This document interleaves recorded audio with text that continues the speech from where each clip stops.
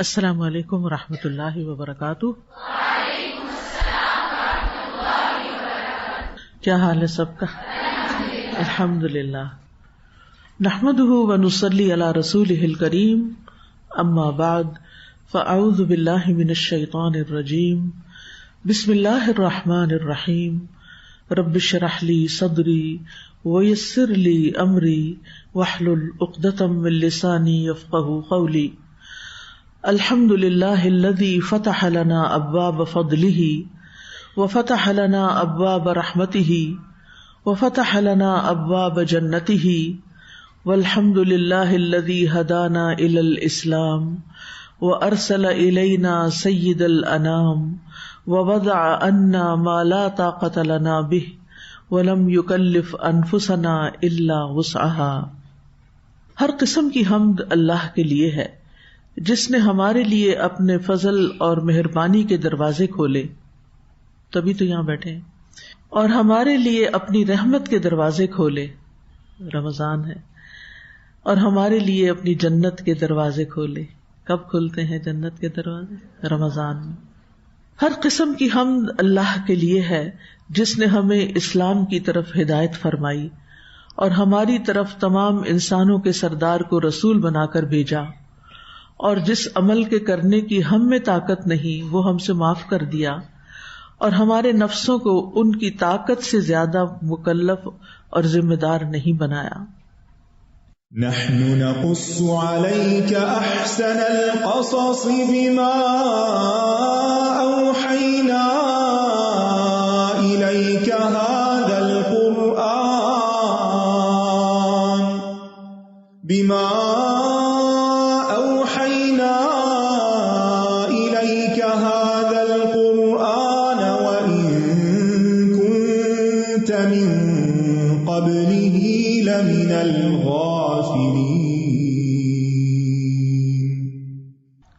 ابو البشر آدم علیہ السلام کے دو بیٹوں حابیل اور قابیل کے قصے کے سلسلے میں ہم آیت نمبر 27 کا مطالعہ کر رہے ہیں، جس میں اللہ سبحانہ وتعالیٰ نے نبی صلی اللہ علیہ وسلم کو حکم دیا کہ وہ لوگوں کو آدم کے دو بیٹوں کی خبر ٹھیک ٹھیک پڑھ سنائیں۔ جب ان دونوں نے اپنی قربانی پیش کی تو ان میں سے ایک سے قبول کر لی گئی اور دوسرے سے قبول نہ کی گئی۔ تو اس نے کہا، یعنی جس کی قربانی قبول نہ ہوئی، میں ضرور تجھے قتل کر دوں گا۔ پہلے نے کہا، اللہ تو صرف متقی لوگوں سے ہی قبول کرتا ہے۔ تو آج ہم آیت کے آخری حصے کو دیکھیں گے، قال انما یتقبل اللہ من المتقین۔ ہم آیات کی گہرائی میں آیات کے فوائد کی طرف نظر رکھے ہوئے ہیں، تو ہم اسی کا مطالعہ کریں گے۔ وَاتْلُ عَلَيْهِمْ نَبَأَ ابْنَيْ آدَمَ بِالْحَقِّ إِذْ قَرَّبَا قُرْبَانًا فَتُقُبِّلَ مِنْ أَحَدِهِمَا وَلَمْ يُتَقَبَّلْ مِنَ الْآخَرِ قَالَ لَأَقْتُلَنَّكَ قَالَ إِنَّمَا يَتَقَبَّلُ اللَّهُ مِنَ الْمُتَّقِينَ۔ اس نے کہا، اللہ تو صرف متقی لوگوں سے ہی قبول کرتا ہے۔ انما یتقبل اللہ من المتقین، یہ حکمت بھرا مختصر اور جامع کلام ہے جو بہت سے معنی اور فوائد پر مشتمل ہے۔ اس میں اس بات کی دلیل ہے کہ اللہ تعالیٰ اسی مومن کی اطاعت اور عبادت قبول کرتا ہے جو متقی ہو۔ عامر بن عبداللہ پر جب موت کا وقت آیا تو وہ رونے لگے۔ ان سے کہا گیا، آپ کیوں روتے ہیں حالانکہ آپ اتنی عبادت کرتے ہیں اور اس قدر نیک اعمال کرتے رہے ہیں؟ تو انہوں نے کہا، میں اللہ تعالیٰ کو فرماتے ہوئے سنتا ہوں کہ انما یتقبل اللہ من المتقین، یعنی اللہ تعالیٰ کے ہاں وہی عمل قابل قبول ہے جو تقوی کی بنیاد پر ہو۔ جس انسان کے اندر یہ احساس رہتا ہے اسے کبھی اپنی نیکیوں کا غرور نہیں ہوتا، وہ کبھی سیلف پائٹی کا شکار نہیں ہوتا، وہ کبھی یہ نہیں سوچتا کہ میں تو بہت نیک ہو گیا ہوں اور اب میری جنت پکی ہو گئی ہے اور میں دوسروں سے بہتر ہو گیا ہوں۔ تو یہاں پر جو کی ورڈ ہے وہ تقویٰ ہے، یعنی تقویٰ جو عمل کے قبول ہونے کا سبب ہے وہ ہے کیا؟ تنہائی میں اور علل اعلان اللہ کی خشیت اختیار کرنا، صرف اللہ کے لیے کام کرنا، صرف اسی سے ثواب کی توقع رکھنا اور اسی کے بتائے ہوئے طریقے کے مطابق کام کرنا۔ تقویٰ کا لفظ لغت میں وقایا سے ہے، وقایا جس کا معنی ہوتا ہے اپنے آپ کو یا کسی دوسرے کو کسی خطرے سے روکنا، اور شرعی معنوں میں اس سے مراد اپنے آپ کو اس خطرے سے روکنا جو انسان کی آخرت کے لیے نقصان دہ ہو، یعنی ہر اس خطرے سے بچنا، ہر اس عمل سے بچنا، ہر اس کام سے بچنا جو آخرت میں نقصان دینے کا باعث بنے۔ تو متقین وہ لوگ ہیں جو اپنے دین کے بارے میں ڈرتے رہتے ہیں ہر اس خطرے سے جو ان کے لیے نقصان دہ ہو، وہ کوشش کرتے ہیں کہ اپنے آپ کو اس سے بچا لیں۔ تو گویا دوسرے لفظوں میں تقویٰ اس خطرے کے بارے میں خوف کا احساس ہے جو اس کی آخرت میں نقصان کا باعث ہو سکتا ہے، یعنی ان چیزوں سے ڈرتا ہے مومن جو آخرت میں نقصان کا باعث ہو سکتے۔ اسی لیے عام طور پر اس کو کیا کہتے ہیں؟ خوف خدا۔ تقویٰ کا کیا معنی کرتے ہیں؟ اللہ سے ڈرنا، اللہ کا ڈر، کیونکہ وہ ڈر ہوتا ہے تو انسان بچتا ہے، خطرے سے ڈرتا ہے تو پھر انسان کے اندر ایک بچنے کی کیفیت آتی۔ یہ جو بچنے کی کیفیت ہے اسی کو پھر پرہیزگاری کہتے ہیں۔ تو پرہیزگاری اصل میں تقویٰ کی شرط ہے، کیونکہ گناہ اور خطرے سے اپنے آپ کو بچانے کے لیے پرہیز اور دوری اختیار کرنا ضروری ہے۔ یعنی گناہ سے آپ کیوں بچتے ہیں؟ اللہ کے ڈر سے۔ تو یہ جو بچنا ہے یہ اس لیے بچنا ہوتا ہے کہ آپ اس گناہ سے ڈر رہے ہوتے ہیں کہ یہ خطرے کا باعث ہے میری آخرت کے لیے۔ اسی طرح یہ معنی بھی کیا جاتا ہے خود کو اللہ کے عذاب سے بچانا، یعنی بچانے کا جو کوئی معنی ہے گناہ سے بچانا، خطرے والی چیز سے بچانا، اللہ کے عذاب سے بچانا، یعنی متقی انسان اپنے آپ کو نیک عمل کے ذریعے اللہ تعالیٰ کی نافرمانی سے بچاتا ہے اور الٹیمیٹلی عذاب سے بچاتا ہے۔ ابن عباس کہتے ہیں متقی وہ لوگ ہیں جو اللہ سے اور اس کی سزا سے ڈرتے ہیں۔ ایک آدمی نے ابو ہریرہ رضی اللہ عنہ سے تقویٰ کے بارے میں پوچھا تو انہوں نے کہا کیا تم کبھی ایسے راستے پر چلے ہو جو خاردار ہو؟ اس نے کہا جی ہاں۔ انہوں نے فرمایا پھر تم نے کیا کیا؟ تو اس نے کہا جب میں کانٹوں کو دیکھتا ہوں تو اس جگہ سے کترا کے نکل جاتا ہوں۔ اب اس کو گناہ کے سینس میں لے کانٹوں کو، جیسے گناہ والا کام کہیں ہو رہا ہے تو وہ انسان کیا کرے؟ بچ کے نکل جائے، قریب نہ جائے۔ لا تقربوا الزنا، دور دور سے نکلے۔ یا اوپر سے پھلانگ جاتا ہوں، اس کے اندر نہیں گرتا بلکہ اوپر سے چھلانگ لگا دیتا ہوں۔ تو انہوں نے فرمایا یہی تقویٰ۔ اور ابی ابن کعب والی روایت تو آپ کو معلوم ہی ہے کہ جب حضرت عمر رضی اللہ عنہ نے ان سے پوچھا کہ تقویٰ کیا ہے تو انہوں نے پوچھا کیا تم کسی خاردار جنگل سے گزرے ہو؟ کہا کیا؟ انہوں نے کہا میں اپنے کپڑے سمیٹ لیتا ہوں اور اپنے آپ کو بچاتے ہوئے گزرتا ہوں۔ کہا یہی تقویٰ ہے کہ دنیا میں طرح طرح کے فتنے، ترغیبات اور طرح طرح کے گناہوں کی دعوت ہے، تو انسان پھر اگر اللہ سے ڈرتا ہے اور آخرت کے عذاب سے ڈرتا ہے تو کیا کرتا ہے؟ ان گناہوں میں پڑنے کی بجائے ان سے بچ کے نکل جاتا ہے، اپنے کپڑے سمیٹ لیتا ہے۔ بعض علماء کہتے ہیں کہ صغیرہ اور کبیرہ ہر قسم کے گناہوں کو چھوڑنا تقویٰ ہے۔ اسی طرح یہ بھی کہا گیا ہے کہ تقویٰ یہ ہے کہ آپ اللہ کی طرف سے نور پر، یعنی ایک بصیرت کے ساتھ اللہ کی عبادت کریں، اس کے ثواب کی امید رکھیں، اور جو اللہ نے حرام ٹھہرایا ہے اس کو بھی اللہ کی طرف سے علم کے نور کی بنا پہ چھوڑ دیں۔ یعنی علم کا ایک نور ہوتا ہے نا جو دل پہ پڑتا ہے اور انسان کو نظر آنے لگتا ہے کیا حلال ہے کیا حرام ہے، اور اللہ کے عذاب کا خوف رکھیں۔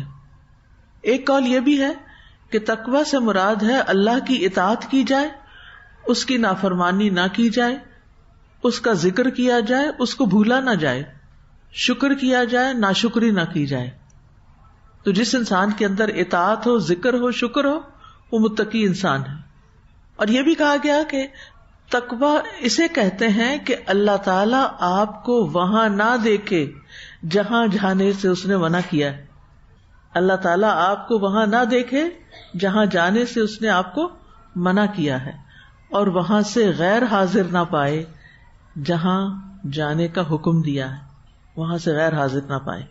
یہ یاد رکھیے کہ تقوی صرف ظاہری وضاقتہ کا نام نہیں، کیونکہ کچھ لوگ کیا سمجھتے ہیں مخصوص لباس، مخصوص چیزیں، تسبیح وغیرہ پکڑ لی جائیں، داڑھی بڑھا لی جائے، یا حجاب کی مخصوص ساخت بنا لی جائے، یا ڈھیلے ڈھیلے چلا جائے، یا ہر وقت ہلتے جلتے رہا جائے، یا چند ایکشنز کو وہ تقوی کا نام دیتے کہ جس کے اندر یہ سب کچھ ہوگا وہ متقی ہوگا.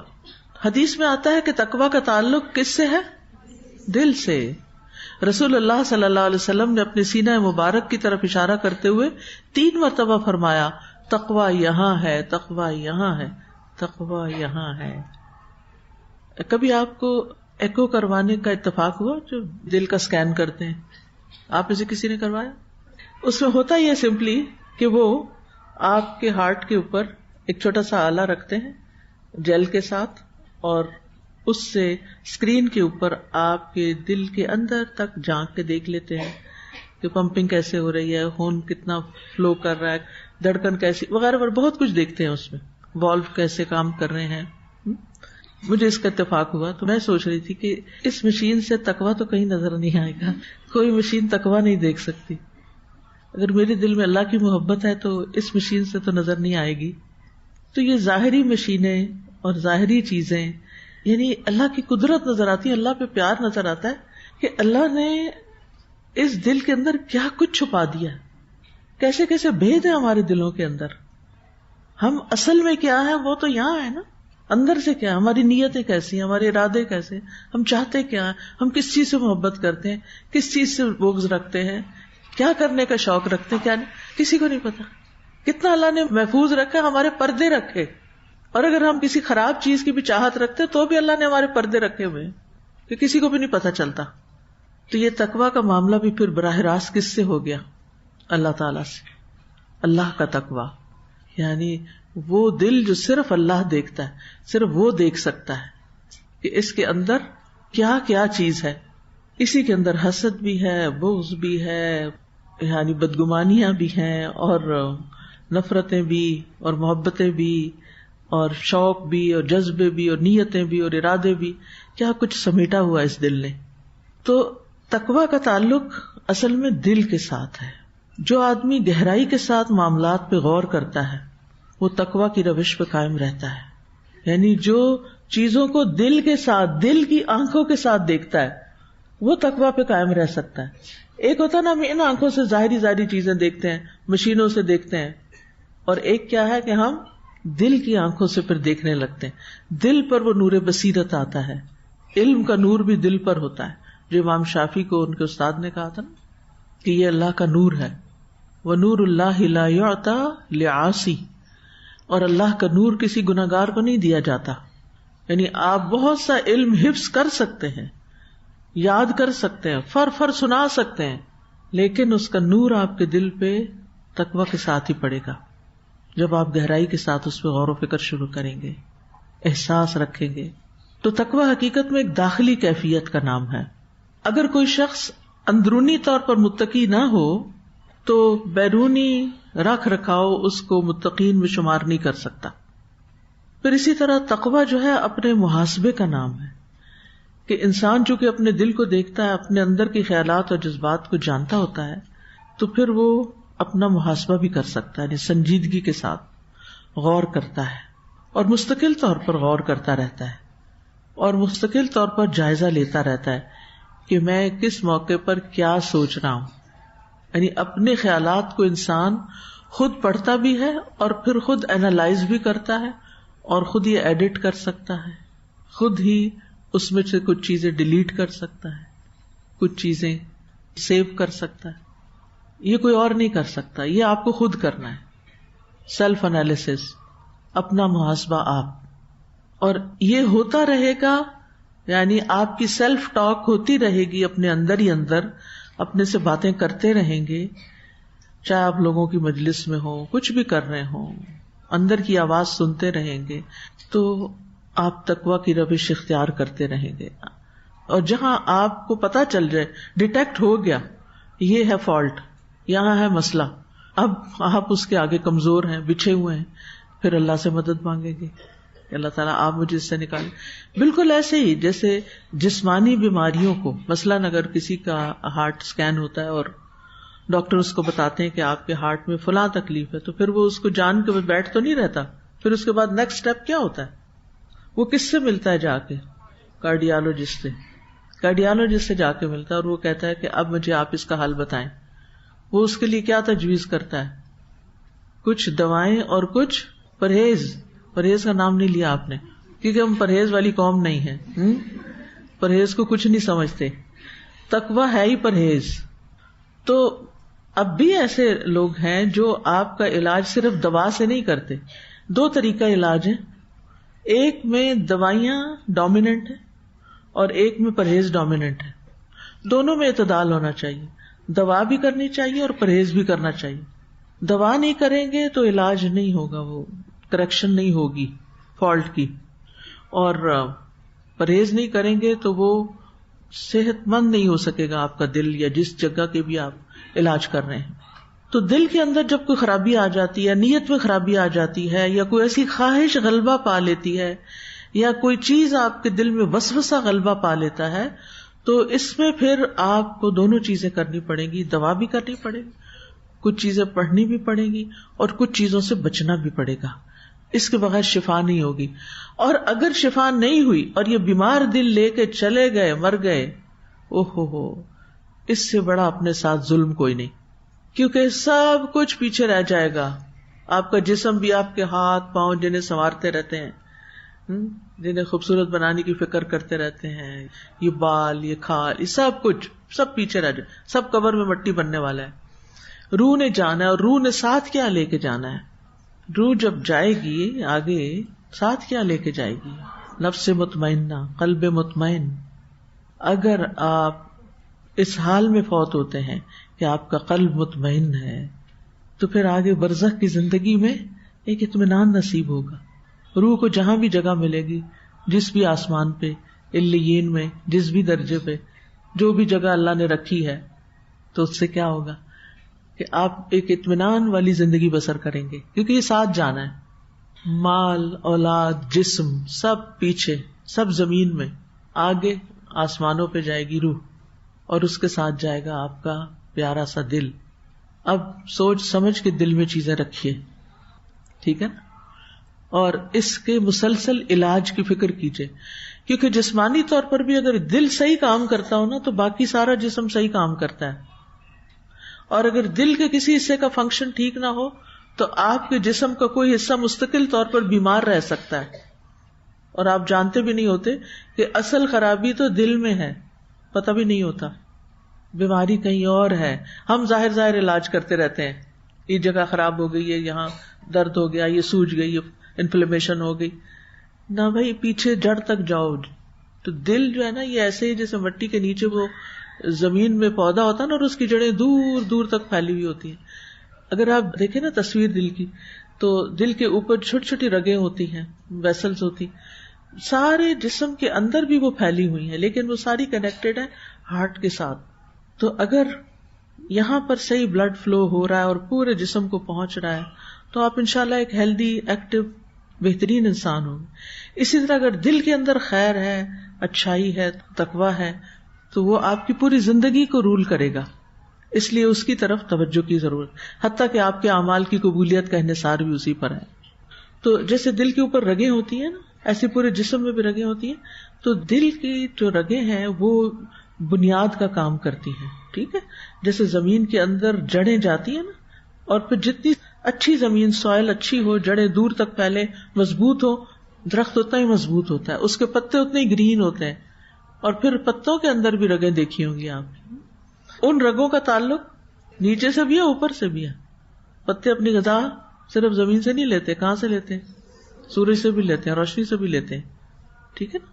تو ہمارے لیے بھی غذا اوپر سے بھی آتی ہے اور نیچے سے بھی آتی ہے. تو بہرحال کہنے کا مطلب یہ ہے کہ اگر آپ ایک اچھا انسان بننا چاہتے ہیں، تو سب سے زیادہ آپ کو اپنے قلب، دل پر کام کرنے کی ضرورت ہے، اور اس کا علاج اور اس کا پرہیز. اس لیے آپ دیکھیں کہ ابن قیم کہتے ہیں تقویٰ کے 3 درجات ہیں. دل اور اعضاء کو گناہوں اور حرام کاموں سے بچانا. حرام کاموں سے بچانا. اب یہ کیا ہے؟ اس کو دوسرے لفظوں میں کیا کہیں گے؟ وقایا یا پرہیز. اور انگریزی میں کیا کہتے ہیں پرہیز کو؟ پریکاشن. تو پریکاشن لینی ہے کس چیز سے؟ حرام کاموں سے. پھر وہ کہتے ہیں اس کے بعد مکروہ کاموں سے. کیونکہ ہم عام طور پہ کیا پوچھتے ہیں؟ یہ حرام تو نہیں؟ وہ حرام نہیں تو بس ٹھیک ہے، اب چھٹی ہے، اب جو مرضی کریں. کئی لوگ کہتے ہیں میں نے پڑھا تھا یہ مکروہ ہے، تو مطلب یہ کہ کچھ تو کر ہی سکتے ہیں نا، کچھ تو جواز ملتا ہی ہے، مکروہ ہی ہے نا، کون سا حرام ہے؟ ٹھیک ہے مکروہ ہے، لیکن مکروہ کس کو کہتے ہیں؟ ناپسندیدہ کو. تو آپ ناپسندیدہ کام کر کر کے متقی بن سکتے ہیں؟ نہیں. تو پہلا درجہ کیا ہے؟ حرام سے بچنا. دوسرا درجہ کیا ہے؟ مکروہ سے بچنا. تیسرا کیا ہو سکتا ہے؟ فضول اور بے فائدہ چیزوں سے بچنا، جو حرام نہیں ہے، جو مکروہ بھی نہیں ہے، اور ہم ان کو یہ سمجھتے ہیں نہ یہ حرام ہے نہ یہ مکروہ ہے، تو کوئی فرق نہیں پڑتا، لیکن فضول ہیں، بے فائدہ ہیں. فضول کی گفتگو، بیکار کی گفتگو، ایکسٹرا چیزیں، بے فائدہ چیزیں. ایک دفعہ کسی نے مجھ سے کہا کہ میں نے اپنے گھر میں اسٹور روم بنایا ہی نہیں. میں نے کہا وہ کیوں؟ تاکہ میرے گھر میں کوئی بے فائدہ چیز جمع ہی نہ ہو. کتنا اچھا کانسیپٹ ہے نا. کہتے میں کوئی ایکسٹرا فضول بیکار چیز جمع نہیں کرتی. ڈی جنکنگ جس کو کہتے ہیں، یہ ٹرم سنی ہوگی، ڈی جنکنگ. ڈی جنکنگ کا مطلب ہوتا ہے سارا جنک باہر نکال دو. دل سے تو نکالنا ہی ہے، زندگی سے بھی نکالنا ہے، گھروں سے بھی نکالنا ہے. ڈی جنکنگ، جس چیز کی ضرورت نہیں، جو آپ کے استعمال میں نہیں اور نہ آنے والی ہے، نہ کوئی 6 مہینے تک، اس سال تک آپ نے پچھلے رمضان سے اس رمضان تک ہاتھ نہیں لگایا، اس کو پلٹ کے نہیں دیکھا. کچھ لوگوں کے گراج بھرے ہوئے ہوتے ہیں جنک سے. اب اس میں کیا ہوتا ہے؟ تجربہ کیجیے، میں آپ کو سوچنے کی دعوت دیتی ہوں. جب آپ کی الماری میں، جب آپ کے بیگ میں، جب آپ کے گھر میں، جب آپ کے کچن میں ایکسٹرا چیزیں ہوتی ہیں جو فضول ہیں، جنہیں آپ نہ کبھی استعمال کی نہ کبھی کریں گے، بس وہ اس لیے پڑی ہوئی ہے کہ وہ کسی نے دکھا دی، یا کہیں آپ گئے تھے شاپنگ کرنے اور آپ کو بس خوبصورت سی چیز نظر آئی، آپ نے شوق سے بس اٹھا لی، دیکھ لی، لے لی، اور پھر اب اس کو رکھ لیا، اور اب وہ اب اتنی عزیز ہو گئی ہے، ہماری ایموشنل اٹیچمنٹ ہو گئی ہے اس چیز کے ساتھ، جس کو نکالتے ہوئے ہمارے دل پہ بڑا بوجھ آتا ہے. لیکن آپ کو پتا ہے لن تنالوا البر حتی تنفقوا مما تحبون. اللہ اکبر. اب دیکھیے کہ محبت ہم صرف ان چیزوں سے نہیں کرتے جو بڑی قیمتی ہوتی ہیں. بعض اوقات ہمیں اپنے سونے کی بنی ہوئی شادی کا جو سیٹ ہے وہ بھی نہیں پسند ہوتا، وہ بھی ایک ہی دفعہ پہنا جاتا، وہ رکھا ہی رہتا لاکر کی، وہ اپنے بچوں کے لیے بھی رکھ لی، خود تو پسند نہیں، بچوں کے لیے رکھا ہوا. بہرحال وہ توڑوا کے دوبارہ بنوا لیں گے نا ان کی پسند کا، پھر وہ بھی آؤٹ ڈیٹڈ ہو جائے گا، ان کی بھی پسند نہیں رہے گی. بس ایسے ہی سلسلہ چل رہا ہے نا. کچھ چیزیں ہم نے اپنی زندگی میں صرف اس وجہ سے رکھی ہوئی ہیں کہ ہماری ان سے ایموشنل اٹیچمنٹ ہے، وہ ہماری ضرورت نہیں ہے، وہ ہمارے لیے اصل میں فضول ہے. فضول عربی میں زائد چیز کو کہتے ہیں، زائد ہیں، ہمارے لیے بے فائدہ ہیں، وہ کسی اور کے فائدے کی ہو سکتی. لہذا اس مشکل سے آسانی کے لیے، یہ باعث میں بیچ میں بات آ گئی ہے، اس مشکل سے آسانی کے لیے انشاءاللہ ایک سٹال لگ رہا ہے، تاکہ آپ کی بیکار چیزیں کسی اور کی ضرورت ہو سکتی ہے نا. تو ہم اپنی اچھی ایکسٹرا چیزیں جن سے ہمیں محبت ہے، میں نہیں کہتی کہ اپنے سونا چاندی کے سیٹ، لیکن یعنی چھوٹی چھوٹی روزمرہ کی چیزیں، چھوٹی چھوٹی کراکری، جیولری، آرٹیفیشل جیولری کبھی نہیں پہنی، اچھا پہنوں گی، وہ فلان جگہ پہ پھر چھوڑنی، اچھا جب پہننے کا وقت آتا ہے پھر کہتے اچھا یہ نہیں، وہ یہ اس کے ساتھ میچ نہیں کرتی، پھر وہ رہ جاتی. اینٹیک بن گئی ہیں چیزیں جب سے ہم پیدا ہوئے ہیں، رکھ کے. یہ میری ہمیشہ الحمدللہ پریکٹس رہی. رمضان کا مہینہ میں نے اس کام کے لیے رکھا ہوتا ہے کیونکہ صدقہ خیرات کا ثواب بھی زیادہ ہوتا ہے اور دوسروں کی ضروریات بھی پوری کرنا مقصد ہوتا ہے. کئی ایک نیتیں آپ کر سکتے ہیں. اور تیسرا یہ کہ اسٹال لگے گا تو انشاءاللہ اس کی جو آمدنی ہے وہ اسکول کی بلڈنگ میں لگ جائے گی. بنیادیں پڑنے لگی ہیں، وہ ہمارے پیسے بنیادوں میں لگ جائیں، اس کے اوپر جو کھڑا ہوگا وہ بنیادوں میں جو ہمارا لگ جائے گا انشاءاللہ وہ ہمارے لیے صدقہ جاریہ ہوگا. جو آج ہمیں کام نہیں آ رہا, کل ہم مر بھی گئے تو یہ جو ہماری ایموشنل اٹیچمنٹ والی چیزیں ہیں نا, یہ باقی بعد والوں نے اٹھا کے ایسے پھینک دینی ہے. خاص طور پہ ویسٹ میں تو بہت عام ہے, جب ماں باپ فوت ہو جاتے ہیں اور بچے جو انہیرٹ کرتے ہیں وہ کیا کرتے ہیں, خود جاتے بھی نہیں, وہ دیتے ہیں کیز. کچھ کمپنیز ہوتی ہیں جو صرف یہی کرتی ہیں, ان کا ایک خاص نام بھی ہوتا ہے, جو سارے گھر کا سامان اٹھا کے جا کے سیل کر دیتی ہیں یا پھینک دیتی ہیں یا نکال دیتی ہیں, اور پھر کچھ لوگ جن کی ضرورت ہوتی ہے وہ آ کر وہاں ان چیزوں کو, غریب لوگ جیسے ہیں یا سفید پوش لوگ, وہ خرید کے لے جاتے ہیں. نئے صوفے خریدے تو بہت قیمت کے ملیں گے, چلو آدھی قیمت پہ مل جائیں گے تو گزارا ہو جائے گا. کچھ لوگوں کی ٹرانسفرز ہوتی رہتی ہیں, وہ سامان نکالتے رہتے ہیں نئی جگہ جا کے, تو اس سے دوہرا فائدہ ہوتا ہے اگر انسان اچھی نیت کے ساتھ یہ کام کر رہا ہو.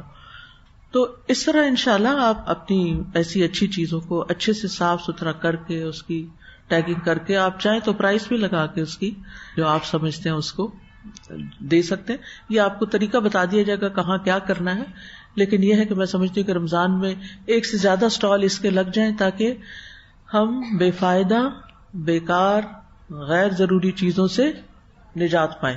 آپ اپنے گھر کو دیکھیں گے, آپ ہلکا فیل کریں گے. آپ اپنی الماری کھولیں گے, آپ ہلکا فیل کریں گے, اور آپ کو ان سب چیزوں کی خدمت میں بہت وقت نہیں لگے گا, کیونکہ جتنی زیادہ چیزیں ہوتی ہیں اتنی ہی ان کی حفاظت وقت لے جاتی. اور ہماری زندگی اس کام کے لیے تو نہیں نا کہ ہم یہاں دنیا میں ہی ہر چیز کی حفاظت کرتے رہے اور اپنی حفاظت کرنا بھول جائیں کہ ہمیں کیا چاہیے. تو بہرحال یہ تو مادی چیزوں کے بارے میں تھا کہ فضول فاضلو چیزوں سے محبت نہ رکھیں, اور اگر محبت ہو گئی ہے نا تو ہم اس آیت کو سامنے رکھیں کہ لن تنالوا البر حتی تنفقوا مما تحبون. تو اس طرح پھر یہ اپنے سے جدا کرنا آسان ہو جاتا ہے, آپ یقین کریں. یعنی اس فارمولے نے مجھے بہت فائدہ دیا ہے, ورنہ دینا ایک مشکل کام ہے ہر ایک کے لیے. آپ یہ نہ سوچیں کہ میں یہاں بیٹھی پڑھا رہی ہوں اور میرے لیے دینا بڑا آسان ہے. ہر ایک کے اندر ایک وہ ہوتا ہے, وَأُحْضِرَتِ الْأَنفُسُ الشُّحَّ, یہ نفسوں میں حاضر کر دی گئی, یہ موجود ہے ہمارے اندر. یہ شح رکھ لوں پھر شاید پھر کام آئے گا, پھر ہوتا ہے. اب یہ کہ وہ جو شح ہے نا اس کو ہٹا کے پھر صرف اللہ کا یہ حکم ہی ہٹا سکتا ہے کہ لن تنالوا البر حتی تنفقوا مما تحبون, تو آسان ہو جاتا ہے. بہرحال اب اس میں آپ دیکھیے کہ ہماری گفتگو میں بھی جو فالتو باتیں ہیں نا وہ ہم نے نکالنی. بیکار کے میسجز کرنا اور سننا, بیکار کی ویڈیوز دیکھنا, ٹک ٹاک پہ بیٹھے رہنا, ایک کے بعد ایک چیز ایک کے بعد ایک چیز, گھنٹہ گزر گیا پتہ ہی نہیں چلا. فیس بک پہ بھی اسی طرح بیٹھے رہنا, کیا پتا کوئی کام کی چیز نظر آ جائے, کیا پتا. بھئی جس کتاب میں پتا ہے پہلے وہ تو پڑھ لیں. کتنی کام کی کتابیں ہم نے خرید کے گھر میں لائبریری بھری بھی ہوتی ہے, وہی چیزیں کتابوں میں زیادہ بہتر شکل میں. آج کل ایک کتاب ہے جو شام کو ہم لوگ ذرا بچوں کے ساتھ پڑھتے ہیں, آداب زندگی. ایک تو آداب زندگی یوسف اصلاحی صاحب کی ہے, وہ بھی اچھی ہے, لیکن یہ آداب زندگی اتنی بہترین کتاب ہے, مجھے اپنے اس سفر کے دوران کسی نے تحفہ دی تھی. تو اس میں اتنی کام کی باتیں, تو میں ہر چیز میں چونک جاتی ہوں. اچھا میں یہ بھی کلاس میں مینشن کروں گی, میں یہ بھی لے کے جاؤں گی, میں یہ بھی لے کے جاؤں گی. یعنی اتنے اچھے اچھے اقوال ہیں اس میں کہ اگر بچوں کے ساتھ بیٹھ کے آپ پڑھیں تو بچوں کی ذہن سازی ہوتی ہے, تربیت ہوتی ہے, تزکیہ ہوتا ہے, دنیا کی محبت کم ہوتی ہے. تو یہ سب کچھ اسی وقت ہو سکتا ہے جب ہم اپنی گفتگو سے, اپنی مصروفیات میں سے غیر ضروری چیزیں باہر نکال دیں. تو حرام میں پڑنے کے ڈر سے حلال اور جائز چیزوں کو چھوڑ دینا بھی تقویٰ میں آتا ہے. یہ اس سے اوپر کا درجہ ہے. ٹھیک ہے, ابن قیم نے 3 درجے بتائے, اور ایک اس کے بعد درجہ کیا ہے کہ بعض حلال کام ہوتے ہیں, مباح کام ہوتے ہیں, لیکن اس لیے ان کو نہ کرنا کہ اگر میں نے یہ کیا نا تو مجھے ڈر ہے کہ پھر میں سلپ کر کے دوسرے میں چلی جاؤں. تو سلف صالحین بعض جائز کاموں سے بھی بچتے تھے اس ڈر سے کہ کہیں وہ حرام کاموں میں مبتلا نہ ہو جائیں. اس لیے وہ تقویٰ کو ایک بہت مضبوط رکاوٹ بنا لیتے ان کاموں میں گرفتار ہونے سے بچنے کے لیے جنہیں اللہ نے حرام ٹھہرایا. حسن بصری کہتے ہیں تقویٰ ہمیشہ متقین کو روکتا رہا, تقویٰ ہمیشہ متقین کو روکتا رہا, یہاں تک کہ انہوں نے بہت سی حلال چیزوں کو اس ڈر سے چھوڑ دیا کہ کہیں وہ حرام میں مبتلا نہ ہو جائیں. آپ دیکھیں یہ کچھ خراب باتیں ایسی ہوتی ہیں، حرام کام ایسے، جیسے زنا ہے مثلا، کھلی سی مثال دوں گی. زنا میں کوئی مرد یا عورت کیوں پڑتی ہے، اس کی کئی وجوہات ہو سکتے ہیں. ان میں سے ون آف دا ریزنز یہ ہے کہ ایسی فوڈ استعمال کی جائے، ایسا کھانا کھایا جائے حلال، لیکن وہ اتنا غذائیت والا ہو، اتنی طاقت والا ہو کہ انسان کے اندر اتنی شہوت پیدا ہو جائے، اتنی خواہش ابھر آئے کہ پھر وہ حلال پر سیٹسفائیڈ نہ ہو، پھر وہ اس کی سیٹسفیکشن کے لیے حرام راستے اختیار کرے. اب یہ جو کھانا اس نے کھایا ہے یہ تو بالکل حلال تھا، لیکن اس نے جو اثرات ڈالے اس کے نفس پر اور اس کے بیہیویئر پر، وہ اس کو حرام کی طرف لے گئے. تو اس لیے تھوڑی گہرائی میں سوچا کریں کہ حلال کس طرح حرام تک لے جا سکتا ہے. آپ خود بھی گھر جا کے ان چیزوں کے بارے میں غور کر سکتے ہیں. بعض اوقات ہم کوئی صحیح کام کر رہے ہوتے ہیں مگر وہ اتنا طول پکڑ جاتا ہے کہ ہماری نماز ہی لیٹ ہو جاتی، اور بعض لوگ تو میں نے دیکھا نماز قضا بھی کر دیتے. تو حیرت ہوتی کہ میں فلاں کام کر رہی تھی، بس میری نماز بھی چلی گئی. ایسے آرام سے بات کر دیتے ہیں، نماز چلی گئی جیسے کوئی بلی گھر سے نکل کے باہر چلی گئی. اگر پالتو نکل کے گئی ہو تو اس کا تو کتنا غم ہوتا ہے. یعنی جن لوگوں نے بلی پالی ہوتی ہے، اگر وہ بھاگ جائے کہیں، اول تو وہ نہیں جاتی، لیکن اگر کوئی اٹھا کے اس کو چوری کر کے لے جائے تو کتنا غم ہوتا ہے. لوگوں کو نماز جانے پر اتنا بھی غم نہیں ہوتا، حالانکہ بلی کے جانے سے کئی گنا زیادہ نماز جانے کا نقصان ہے. تو ہمیں اپنے رویوں پہ غور کرنا چاہیے. بعض کام ہم نیکی کے اور جائز اور بہت اچھے سمجھ کے کر رہے ہوتے ہیں، لیکن اس کی وجہ سے ہم ایک اور سخت کبیرہ گناہ میں پڑ جاتے ہیں. تو ایسے کاموں سے بھی بچنے کی ضرورت ہے، ان کو بھی ڈسپلن کرنے کی ضرورت ہے کہ یہ میری لمٹ ہے، اس سے آگے نہیں. اب مثال کے طور پر ایک خاتون ہے، مجبور ہے، گھر کا خرچہ پورا نہیں ہوتا، اس کو جاب ملی ہے، لیکن ایسے آفس میں جاب ملی ہے جہاں مرد بھی کام کرتے ہیں. اب اس کی مجبوری ہے کام، کیونکہ گھر نہیں چل رہا. کئی لوگ بہت مجبور ہوتے ہیں. اکثر لوگ پوچھتے ہیں نا کہ ہمیں کو ایجوکیشن میں پڑھنا پڑ رہا ہے کیونکہ ڈگری کہیں اور نہیں ہوتی، اور ہمیں فلاں آفس میں کام کرنا پڑ رہا ہے کیونکہ یہ کام بس وہیں ہو سکتا ہے، ہمیں مردوں کے ساتھ انٹریکٹ کرنا پڑتا ہے. تو پھر کیا چیز آپ کے ساتھ ہونی چاہیے؟ میں کیا فتویٰ دوں آپ کو؟ میں تو نہیں دے سکتی. کیا چیز آپ کے ساتھ ہو جو آپ کو حرام سے بچا لے، حرام دوستی سے، حرام نظر سے، حرام تعلق سے، حرام کی طرف جانے سے، حرام گفتگو سے. کیا چیز بچائے گی؟ پھر تقویٰ. پھر یہ تقویٰ ساتھ ہونا چاہیے. آپ کو بازار جانا پڑ رہا ہے، آپ کو کسی بھی جگہ پر، یعنی اکثر لوگ اس طرح کے فتوے لیتے رہتے ہیں، یہ کریں کہ نہ کریں، یہ کریں. وہ اپنے دل سے پوچھیں.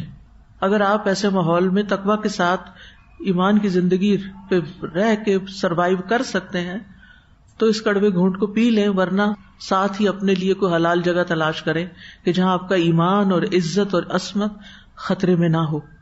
لیکن کچھ جگہ ایسی ہوتی ہیں جس میں لامحالہ ہی کام کرنا پڑتا ہے. یعنی وہ بعض ایکسپرٹیز کے ایسے لیول ہوتے ہیں یا ایسے کام ہوتے ہیں کہ جس میں آپ کو مردوں سے دن رات انٹریکٹ کرنا پڑتا ہے، چاہے ٹیکسٹ پہ کرنا پڑے یا کسی اور. ان سب اوقات میں اپنے اوپر ضرور نظر رکھیں. اب مثلا کوئی میرے ساتھ احسان کرتا ہے، میں اس کو جزاک اللہ خیرن کہتی ہوں. وہ آٹو رپلائی میں نے بنایا، اس کے ساتھ ایک پھول ہے. اچھا، جب میں کسی مرد کو وہ جزاک اللہ خیر کسی وجہ سے کبھی ضرورت پڑتی تو میں پھول ڈیلیٹ کرتی ہوں. وہ ڈیلیٹ کرتی ہوں پھر بھیجتی ہوں. کیوں؟ کیا ہمیں ایموٹیکنز ڈالنے چاہیے جو مردوں کے ساتھ ٹیکسٹ کر رہے ہو؟ نیور. صرف ورڈز میں بات کریں، اشاروں میں نہ کریں. یہ وسپرز یہ نہیں کریں، نگاہوں میں بات نہیں کریں. کل مجھے بتا رہی تھی ماریا، یہ لوگ اپنی رجسٹریشن کے لیے کسی آفس میں گئے ہوئے تھے، تو ہمارے ایک سویپر ہے جس کی میں نے ایک دفعہ پہلے بھی بات کی تھی کہ جس کو دیکھ کے مجھے بہت رونا آیا تھا. سیشن میں نے بات کی تھی. تو وہ ہے سویپر، لیکن ہمیشہ اس کے اندر ایک ایسی چیز نظر آتی ہے مجھے، جو وہ کرتا بھی بیک یارڈ کی وہ صفائی ہے تو اکثر نظر بھی آ جاتا ہے کہ جو خیر ہوتی ہے نا اس کی پتہ نہیں کوئی وائبز ہوتی ہیں، کیا چیز کے آپ محسوس کر جاتے ہیں. کہتی استاذہ یہ ہمارے ساتھ ہی گیا تھا آفس میں، رجسٹریشن آفس میں، اور جتنی دیر یہ بیٹھا رہا ایک نظر اس نے اٹھا کے نہیں دیکھا کسی. حالانکہ وہاں عورتیں بھی تھی، مرد بھی تھے، لوگ تھے. کہتے یہ اپنے آپ میں ہی رہا، اس نے نہیں دیکھا کسی عورت کی طرف. ایسی نظریں جھکا کے رکھی. میں نے کہا ہم دن رات قرآن پڑھنے پڑھانے والوں کے اندر شاید وہ تقویٰ نہ ہو جو ایک جھاڑو دینے والے کے اندر ہے. یہ تو اللہ کو پتا ہے نا. انما یتقبل اللہ من المتقین، کہ کس کے اندر کیسا تقویٰ. آخرت میں یہ نہیں دیکھا جائے گا کہ دنیا میں آپ کا اسٹیٹس کیا تھا، دنیا میں آپ کس ایگزیکٹو لیول پہ کام کر رہے تھے. وہاں تو یہ دیکھا جائے گا کہ آپ کا تقویٰ کیا تھا، آپ اللہ سے ڈرتے ہوئے کتنا کام کر رہے تھے. تو ایسے کاموں سے بچیں جو حلال تو ہیں لیکن آپ کو ڈر ہے کہ آپ کو حرام کی طرف لے جائیں گے. موسیٰ بن اعین سے اللہ کے اس فرمان کے بارے میں انما یتقبل اللہ من المتقین کے بارے میں پوچھا گیا تو انہوں نے کہا وہ کئی حلال چیزوں سے بھی بچتے تھے اس ڈر سے کہ کہیں حرام میں مبتلا نہ ہو جائیں، بس اللہ نے ان کا نام متقین رکھا. ان المتقین فی جنات و نہر فی مقعد صدق عند ملیک مقتدر. تقویٰ کے بھی درجات ہیں نا، اور پھر ان درجات میں بھی جو متقین کے بھی درجات ہیں. اور ایسے کاموں سے تو بچنا ہی ہے جو حلال نہیں. امام احمد سے اس آیت کے بارے میں متقین کے بارے میں سوال کیا گیا، یعنی اس آیت میں جو متقین کا لفظ آتا ہے تو امام احمد سے اس کے بارے میں پوچھا گیا. انہوں نے کہا یہ وہ شخص ہے جو ایسی چیزوں میں مبتلا ہونے سے بچتا ہے جو اس کے لیے حلال نہیں ہوتی. تو تقویٰ عمل میں بھی ہوتا ہے اور عمل کرنے والے میں بھی ہوتا ہے. تو نیک عمل میں مکمل تقویٰ اس کی مکمل قبولیت اور اس کے مکمل بدلے کی طرف لے جاتا ہے، اور نیک عمل میں تقویٰ کا کم ہو جانا اس کی قبولیت کا درجہ اتنا ہی رکھتا ہے جتنا اس میں تقویٰ ہوتا ہے.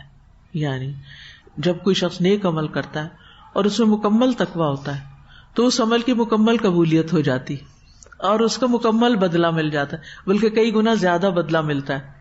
اور اگر نیک عمل میں تقویٰ کم ہو تو قبولیت کا درجہ بھی کم، اور یہیں سے درجات میں فرق آ جائے گا. ٹھیک ہے نا. اور جب کوئی نیک عمل کرنے والے کے تقوی سے خالی ہوگا تو اس کا پھر اجر نہیں ملے گا، کیونکہ وہ عمل غیر اللہ کے لیے ہے. جبکہ اللہ تعالیٰ کا فرمان ہے وَمَا أُمِرُوا إِلَّا لِيَعْبُدُوا اللَّهَ مُخْلِصِينَ لَهُ الدِّينَ حُنَفَاءَ بھی، حالانکہ وہ یہی حکم دیے گئے تھے کہ دین کو اللہ کے لیے خالص کرتے ہوئے یکسو ہو کر اس کی عبادت کریں. یکسو ہو کر نماز پڑھنے کوئی کمرے میں آ گیا، ڈزنٹ میٹر کون آیا کون نہیں آیا، مجھے یکسوئی اختیار کرنی، کوشش کریں اس وقت. تو جہاں تک عمل کرنے والے کا تقویٰ ہے تو اللہ کی اپنے بندوں پہ رحمت ہے یہ کہ اللہ تعالیٰ عمل کرنے والے کے ساتھ اس کی نیکیوں اور اس کی برائیوں کے حساب سے معاملہ کرتا ہے، اگرچہ وہ تمام حالات میں متقی نہ بھی ہو. یعنی یہ تو نہیں ہو سکتا نا کہ صرف انہی لوگوں کے عمل قبول ہوں جن کے اندر تقویٰ ہے، اور جن کے اندر تقویٰ نہیں ان کا کوئی عمل بھی قبول نہ ہو یا کم تقویٰ ہے. وہ پھر کس اعتبار سے؟ ایمان کے ساتھ. فَمَن يَعْمَلْ مِثْقَالَ ذَرَّةٍ خَيْرًا يَرَهُ وَمَن يَعْمَلْ مِثْقَالَ ذَرَّةٍ شَرًّا يَرَهُ. جس نے ذرے کے برابر نیکی کی ہوگی وہ بھی دیکھ لے گا، جس نے ذرے کے برابر برائی کی ہوگی وہ بھی دیکھ لے گا. تو ایک ہے کام کے اندر اخلاص اور ایک ہے کرنے والے کے اندر. تو عمل کرنے والے کے تقوی کو ملحوظ رکھا جائے گا اس کے بدلے اور حساب کے ساتھ. اب تقوی کو بڑھایا کیسے جائے؟ کیونکہ جتنا زیادہ تقوی ہوگا، جتنا اور تقوی ہوگا اتنا ہی اچھا ہے. تھوڑا تقوی چھوٹا بدلہ، بڑا تقوی بڑا بدلہ، بڑا ریوارڈ. ٹھیک ہے. سب سے پہلی چیز، سب سے بڑھ کے اللہ سے محبت کریں اور ہر کام اللہ کی محبت میں کریں، اور اللہ کی محبت پر باقی محبتوں کو قربان کر دیں. لن تنالوا البر حتى تنفقوا مما تحبون. یہ ہم کیوں خرچ کرتے ہیں جو محبوب چیز ہوتی ہے؟ کیونکہ ہمیں اس کے بدلے کیا چاہیے؟ محبوب کی محبت چاہیے، کیونکہ ہم اللہ سے محبت کرتے ہیں. جس سے آپ محبت کرتے ہیں، ہمیں سے ہر ایک کسی نہ کسی سے سب سے زیادہ انسانوں سے محبت کرتا ہے. کوئی اپنے والدین سے کرتا ہے، کوئی اپنے شوہر سے کرتا ہے، کوئی اپنے بچوں سے کرتا ہے، کوئی دوستوں سے، ہر ایک. یعنی اللہ سے محبت تو سب سے اوپر، پھر انسانوں کی محبت میں بھی درجے ہوتے ہیں نا. کسی سے سب سے زیادہ محبت کرتے ہیں، جس سے آپ سب سے زیادہ محبت کرتے ہیں اس کو جب آپ کچھ دینے لگتے ہیں تو آپ کو کوئی مشکل ہوتی ہے؟ کوئی مشکل ہوتی ہے؟ نہیں ہوتی نا. آپ کا کیا دل چاہتا ہے؟ اچھی سے اچھی چیز، اپنی پسند کی چیز، جو چیز مجھے اچھی لگتی ہے، چاہے اس کو اچھی لگے یا نہ، جو مجھے اچھی لگتی ہے وہ میں اس کو دوں. آپ خوشی سے دیتے ہیں. یہ آپ کی محبت کا ایک اظہار ہوتا ہے. آپ دوسرے کو بتانا چاہتے ہیں کہ میں تم سے محبت کرتا ہوں. محبت کا اظہار صرف الفاظ سے نہیں ہوتا, صرف ورڈز نہیں ہوتے, وہ بھی فائدہ دیتے ہیں. نبی صلی اللہ علیہ وسلم نے اس کا بھی حکم دیا, بتاؤ دوسرے کو. لیکن اس کے ساتھ ساتھ اور کیا ضروری ہوتا ہے؟ انسان کا عمل بتاتا ہے. اللہ تعالیٰ سے محبت ہم زبان سے تو کہتے ہیں, لیکن پھر ہمارا عمل بتاتا ہے کہ ہم واقعی کتنی محبت کرتے ہیں. کیونکہ اگر ہم اللہ سے محبت کرتے ہو تو ہمیں تراویح پڑھنے سے بہت محبت ہو, قیام اللیل سے بہت محبت ہو. ٹھیک ہے, تھکاو ہم انسان ہے, تھک جاتے ہیں, وہ اپنی جگہ. لیکن شوق, جن کو شوق ہوتا ہے نا, وہ بستر پہ پڑھ کے بھی رو رہے ہوتے ہیں کہ میری تراویح گئی, میں اب کھڑے ہو کے نہیں پڑھ سکتا, میں اب جماعت کے ساتھ نہیں پڑھ سکتا. بزرگوں کو دیکھیں جنہوں نے ساری زندگی باتیں کی ہیں نا, جب آخری عمر میں ان کو مشکل ہوتی ہے تو ان کے دلوں کا حال کیا ہوتا ہے؟ ان کے دلوں کا حال وہی ہوتا ہے جو غزوہ تبوک پہ نہ جانے والے صحابہ کا حال تھا. ان کی آنکھیں آنسو سے چھلک رہی تھی. وہ بندہ دور سے حج کے قافلے جاتے ہوئے دیکھ کے روتا ہے, وہ جا رہے ہیں, میں محبوب کے گھر نہیں جا پا رہا. تو وہ پھر دل کی کیفیات ساتھ شامل ہو جاتی ہیں.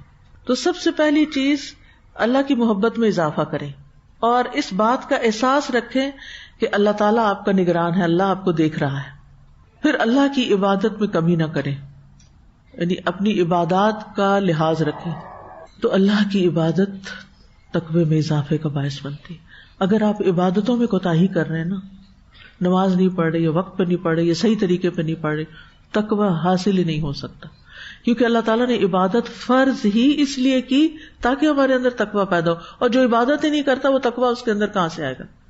کوئی یہ صرف نہیں کہہ سکتا میں نماز تو نہیں پڑھتا لیکن میرے دل میں بڑا اللہ کا ڈر ہے. ہوگا, ہم مانتے ہیں, لیکن وہ تقوی تک آپ نہیں پہنچے. اللہ تعالیٰ فرماتے ہیں سورۃ البقرہ 21 میں, یا ایھا الناس اعبدوا ربکم الذی خلقکم والذین من قبلکم لعلکم تتقون. روزے کس لیے فرض کیے گئے؟ یا ایھا الذین آمنوا کتب علیکم الصیام کما کتب علی الذین من قبلکم لعلکم تتقون.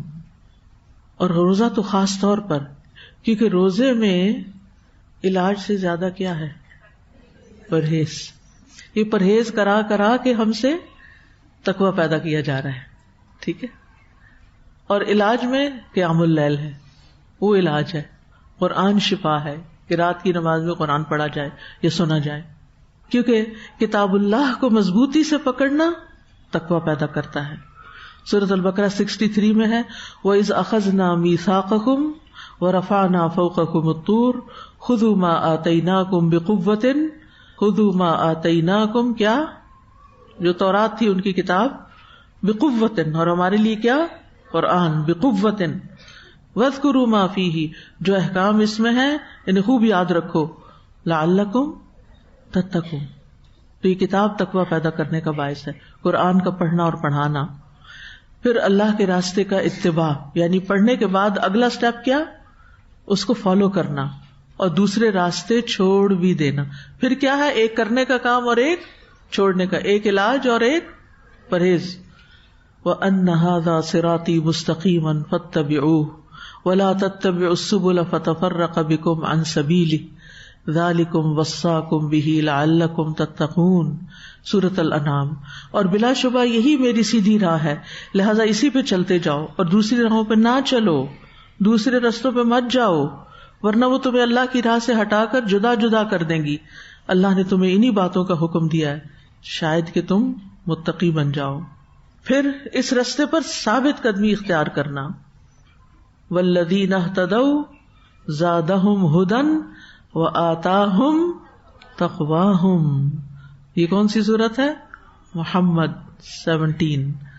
جن لوگوں نے ہدایت پائی اللہ ان کو اور زیادہ دیتا ہے. جنہوں نے ہدایت پائی اللہ ان کو اور زیادہ ہدایت دیتا ہے اور ان کا تقوی عطا کرتا ہے. یعنی جو ہدایت پانے کی کوشش میں لگے رہیں گے ان کو اور ہدایت ملتی رہے گی اور ان کا تقوی بھی بڑھتا رہے گا. پھر خود کو اچھی صفات سے مزین کرنا. سورۃ آل عمران 133 اور 4, وَسَارِعُوا إِلَىٰ مَغْفِرَةٍ مِّن رَّبِّكُمْ وَجَنَّةٍ أَرْضُهَا السَّمَاوَاتُ وَالْأَرْضُ أُعِدَّتْ للمتقین. کون ہے؟ الذین ينفقون فی السراء والضراء والکاظمین الغیظ والعافین عن الناس واللہ یحب المحسنین.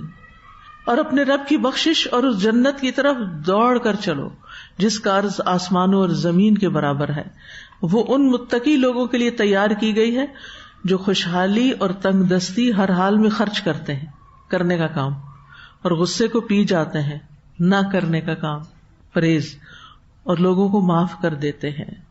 ایسے ہی نیک لوگوں سے اللہ محبت کرتا ہے جو دینے والے ہیں اور غصہ پی جانے والے ہیں. اب کچھ لوگ صدقہ خوب کرتے ہیں لیکن ساتھ ہی باتیں سناتے جاتے ہیں. ان کی باتوں سے آپ بچ نہیں سکتے.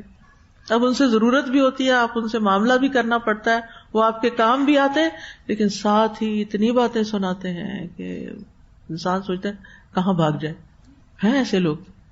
تو ہمیں ایسا نہیں بننا.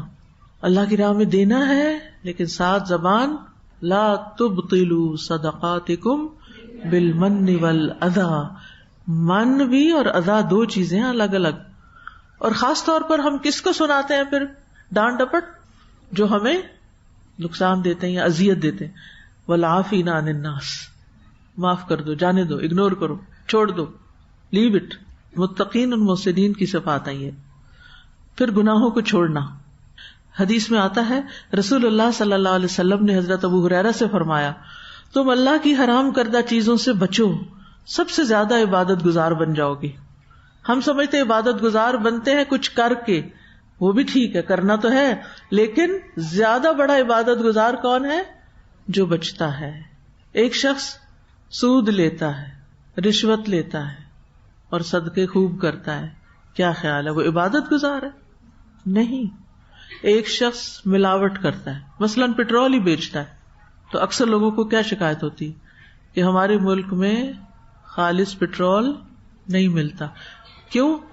بہت پہلے کسی سے بات ہوئی تھی، کسی پیٹرول پمپ والوں سے، ان سے بات ہوئی تھی تو انہوں نے کہا کہ پھر تو ہم سروائیو بھی نہیں کر سکتے ملاوٹ نہ کرے تو. اللہ اکبر. ایسا نہیں ہے. رزق اللہ کے ہاتھ میں. ایمانداری میں برکت ہے، بے ایمانی میں برکت کوئی نہیں. آپ کے پاس لاکھوں بھی ہو تو برکت کوئی نہیں ہوتی، اور جب برکت ہوتی ہے تو تھوڑا بھی بہت خوشی کا سبب ہوتا ہے. تھوڑے میں بھی آپ بہت کچھ کر سکتے ہیں. آپ آٹا بیچتے ہیں، ملاوٹ ہوتی ہے اس میں، کیا یہ تقویٰ کی علامت؟ مرچوں میں ملاوٹ تقویٰ کی علامت، گھی میں ملاوٹ ہے تقویٰ کی علامت ہے. جب تک یہ چیزیں نہیں چھوڑیں گے تاجر حضرات، جب تک یہ کام نہیں چھوڑیں گے اس وقت تک متقی نہیں بن سکتے. صدقے خیرات بھی قبول نہیں ہوں گے، کیونکہ ملاوٹ والا جو آپ نے مال کمایا وہ مشکوک مال تھا، وہ صدقہ بھی کیا تو میلا کچیلا تھا. بعض لوگ کہتے ہیں نا صدقہ بھی کیا، فلاں بھی کیا، فلاں بھی کیا، مشکل آسان نہیں ہوئی.